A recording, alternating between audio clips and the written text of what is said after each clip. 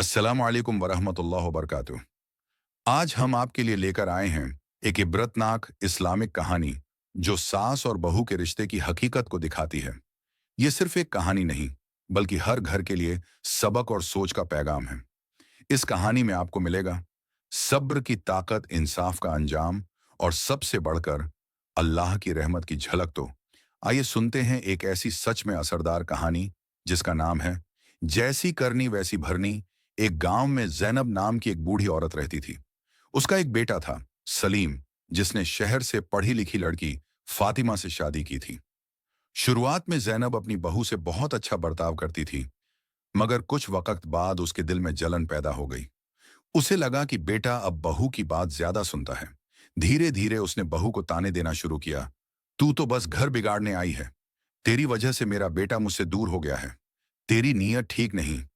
फातिमा चुपचाप सब सुनती रहती, सब्र करती, नमाज पढ़ती और अल्लाह से दुआ करती, या अल्लाह मेरी सास को हिदायत दे, मैं कुछ गलत नहीं चाहती।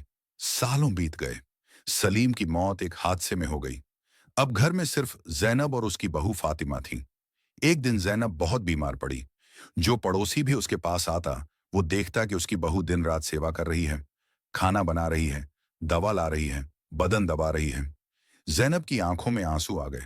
उसने धीरे से कहा, फातिमा, मैंने तुझे बहुत सताया, मगर तूने कभी जवाब नहीं दिया। क्यों? फातिमा मुस्कुराई और बोली, अम्मी, क्योंकि आपने मुझे माँ जैसा समझा नहीं, लेकिन मैंने आपको माँ ही माना, और अल्लाह ने सब्र करने वालों के लिए जन्नत वादा की है। जैनब की आंखें छलक पड़ी। उसने तौबा की और आखिरी सांस तक अपनी बहू की इज्जत की। सीख 1। सास हो या बहू, एक दूसरे को समझें, नफरत नहीं, मोहब्बत बांटें। 2। सब्र करने वाला हमेशा अल्लाह के सबसे करीब होता है। 3।